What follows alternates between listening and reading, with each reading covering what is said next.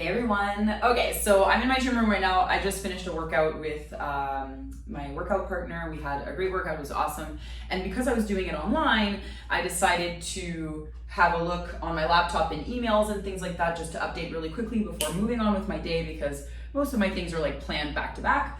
And then I realized I got an email from the committee clerk, Alexis Labelle, who is on the standing committee on agriculture and agri-food at the House of Commons. And so she was just telling me that the email or the letter that I sent them yesterday that was about Bill C-205, right? Which they're actually trying to prevent activists or just people from entering on farms, and they're giving like huge fines and crazy bills because we all know they're just trying to keep the consumers and the people in the dark, right? Like these industries are losing money.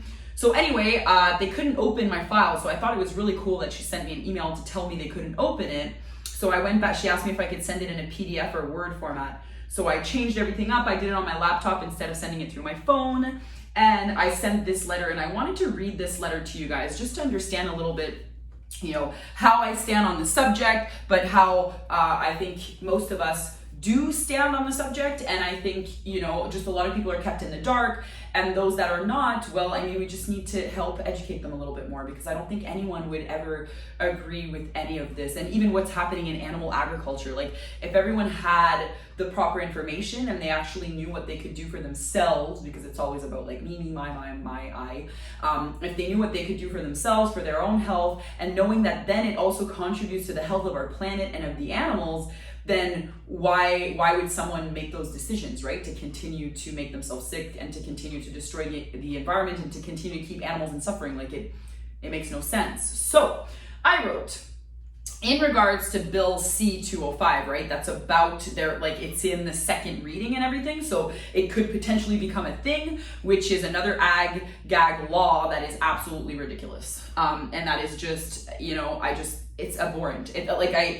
I can't even explain when I read this to think to myself, like, how are we allowing this to happen? And how is this even like in the House of Commons and they're discussing this, right? It's like, no, rather than, think about, the activists or the people going onto farms, breaking onto farms to expose the truth, and then people are like super concerned and freak out, why don't you ensure that, that's not the footage that people are getting on farms? Like, why isn't there anything being monitored there? Like, I know that those systems are not going to disappear overnight. So of course, welfare is important, but at the same time, of course, we just want to eradicate all of that, right? We want to help use the subsidies and funds to go towards living a plant-based lifestyle, to go towards living in harmony with our own planet, with the animals, and really, teaching ourselves how to thrive through our mind, body, and soul.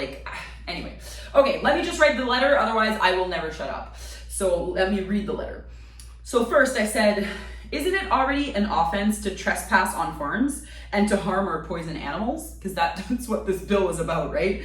I'm like, I think it's clear that the real threat to biosecurity is farm practices, not animal advocates. There is literally not a single documented case of an animal advocate introducing a biosecurity threat onto a farm. But I can tell you that I've seen footage online, like countless footage of employees and workers doing the most horrendous things to those poor living sentient beings that deserve so much better than that. I'm also pretty sure that contamination is usually caused by farm staff, like in the case of mad cow disease, by feeding ground up dead animals back to live animals. I note it later, but have a look at eating animals causes pandemics, just to look at the whole kind of history behind what animal agriculture has been doing to our planet and viruses and all of that, right? So anyway, also, in case you didn't already know, recent COVID-19 outbreaks at mink farms in British Columbia and around the world were caused by infected workers who then passed the virus on to minks, which caused more variants, right? The variants that everyone is so freaking worried about, and the reason why they're rolling out vaccines back to back, not even knowing if those vaccines will still be valid, because so many variants are happening, and most of those variants are coming from animal agriculture, right? From human to animal transmission. Basically what I say that only causing more variants, fur farming needs to go. It's one of the cruelest and one of the most unnecessary practices that exists. It's only based on violence, suffering, and killing babies to skin them to make blood money. Why are we still allowing this to happen? So many other materials and alternatives exist for our clothing, for fashion. Let's please get rid of this industry of death. It's absolutely disgusting, and I can't believe that barbaric practices like this still exist. And actually, 80% of people feel the same way, and I could prove it with all of the different online polls and all of the petitions that I've got people to sign and the conversations that I've had with people. Most people can't even believe that real fur is still a thing, right? Please, and then I said, let's please get rid of this industry of death. It's absolutely disgusting, 80% of people feel the same way. I could prove it. The rest are just brainwashed or have zero empathy, therefore are probably psychopaths. So please contact me directly to discuss more about this specifically. I would love to have conversation around this with someone who can make actual decisions. So that's that. If Bill C-205 was truly intended to protect biosecurity on farms, it would apply to farmers too, not just those on farms without permission.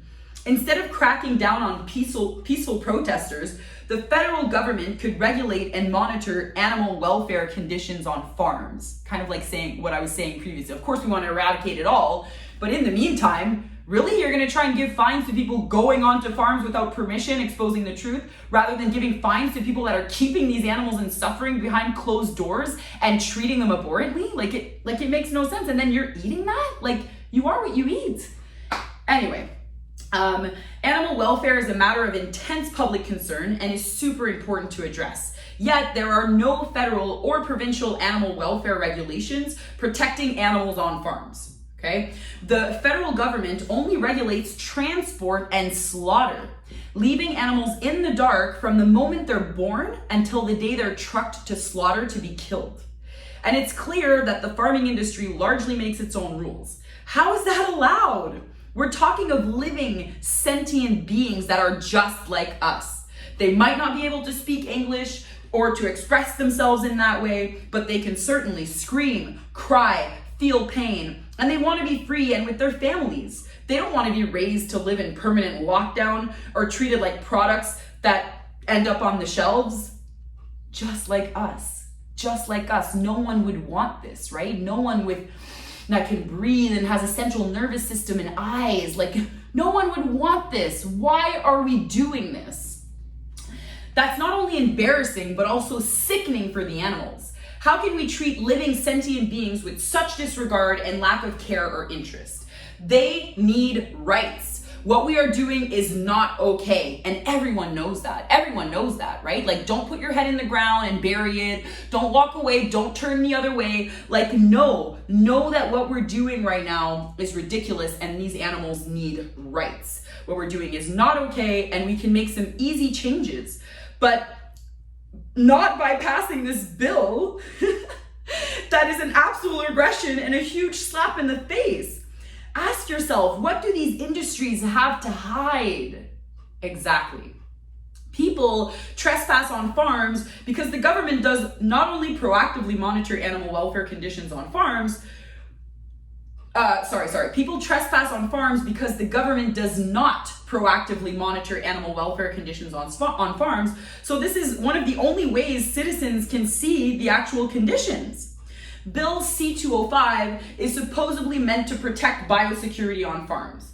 However, this bill only penalizes individuals who do not have permission. What this means is that farm and slaughterhouse workers, operators, and employees are exempt from punishment, even if they knowingly or recklessly introduce animals to disease or toxic substances that can affect them. Peaceful animal activists who go on farms without permission, on the other hand, are exposed to draconian penalties, even if they cause no harm or create no actual risk to the animals. This bill, all that Bill C-205 does is add another layer of shockingly severe punishments for people engaging in civil disobedience by occupying farms. And they're not even affecting the animals in any way. If only they're giving them love and comfort for a short amount of time. Probably the only love they'll ever know. This bill would not have been introduced if people weren't losing profit. They are only losing profit because citizens are waking up and understanding the atrocities that animal agriculture includes, such as the detriment to our own health, the destruction of our planet, and the immense suffering for the animals being perpetuated for no logical reason. Only because these industries have so much money that they can pay everyone off to get what they want. Look at the Canada Food Guide that finally changed its recommendations to incite people to follow a plant-based diet for so many positive reasons. Yet, the dairy industry is still set out to receive $2.1 billion from the Canadian government until 2023. It's been off the groups, it's not even a group anymore, and they're still receiving $2.1 billion. And it's just around the corner, right? Because it's until 2023. And we must do something to stop those subsidies from continuing and using them instead to put towards plant production and to help transition the dairy farmers to other industries that are absolutely needed and way more important for us, right? Why do we spend so much money and time with our companions at home, like our cats and dogs and all that, and yet disregard entirely other species as if they don't deserve love or compassion or empathy? Why love one but eat the other, right? You've probably seen that sticker somewhere. What is this? What do those animal industries have to hide? Why is the public starting to open an eye, ask yourself? People need to see the truth. I can't believe that this is the main concern right now. Out of everything happening in the world, why aren't we trying to reduce animal agriculture, to move away from it entirely, to transition the dairy subsidies completely towards plants and helping the farmers transition? There's so many better solutions to help the animals, the planet, and the people thrive. Rather than just trying to slap this Bill 205, C-205 on the table to try and silence people so that they don't have to deal with anything and they can keep making money while everyone else suffers the consequences. But further consequences will come, and far greater than this unlawful bill and its ridiculous fines. Please have a look at, as I mentioned earlier, www.eatinganimalscausespandemics.com for just one of the many angles on which animal agriculture, on what it's doing to us, right? How it's penalizing us. So let's please start moving towards real solutions for sustainability and help each other rather than fall back on our system of punishments and rewards. Oddly enough, we seem to punish people that are trying to make this world better for all, as we reward the ones who are wealthy and are destroying everything with their greed and overpowering short-term decisions. Thank you so much for listening, and let's please keep this dialogue going. I would love to hear what you have to say before any more action is taken on Bill C-205. So, I would have loved to write thousands of more things in there. Again, it's a question of time, and it's also a question of are they gonna actually read it or not. But at the end of the day, it's like, come on, like we really have to group up together, and we have to do something to change all of this. Like, animal agriculture is far gone. It is so damaging. It is so damaging to our environment, to the animals, to our own health. Like, there's so many reasons for us to do more research, to get to give people the information for them to make educated decisions, right? So please, like, if you're not already an animal activist, please reach out to me, like, join me. Let's activate. Let's activate the public, right? Let's engage them. Let's get them waking up and starting to come out of that zombie type of mentality of just like, oh, phone, sleep, eat. Like, no, bring mindfulness into your life. Live a holistic lifestyle. Like, doing things like that just makes it better for everyone. It makes it better for you, easier to live your life. It makes it better for everyone else around you. It makes it better for all freaking beings on this planet. Like, why would you not want to do that, right? Why would you not want to lead by example or be the change you wish to see or be the person that helps this world thrive and not be a part of history that makes it get worse, that continues the destruction, that ensures that by 2050 we're gone, we're done, right? Like, come on. Anyway, love you guys. figured I'd share this. I felt super motivated. I have 15 minutes before my next client comes in. So mwah, I'm gonna go shower now, get ready, and I hope you guys have a wonderful day. I hope this inspired you. If you haven't wrote to them, they're accepting briefs right now. So that's what's happening, right? They're accepting briefs because they're making decisions on what they're going to be doing with those subsidies and if they're actually going to be passing this bill C-205. So they want to see people's concern, like if citizens are concerned. And right now, so far, it's been all the farmers, right? The dairy, the animal farmers, the fur farmers, all of these guys that have been sending in messages like how important it is for them to pass bill C-205. So we really need your help on this, right? We really need your help to send. So the email that I have here too, who I sent it to, it's literally called, let me just see what their email is.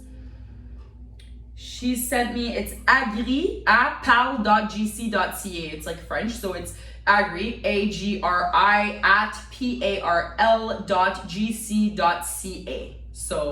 So Government Canada, so Parliament, Government Canada. So anyway, please send your own brief, send a letter. I used Animal Justice.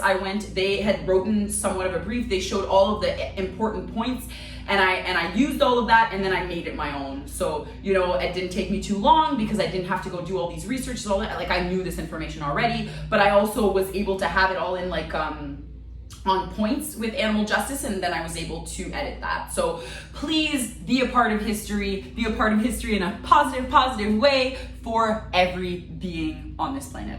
All right, so much love, and to finish off, may all beings be happy.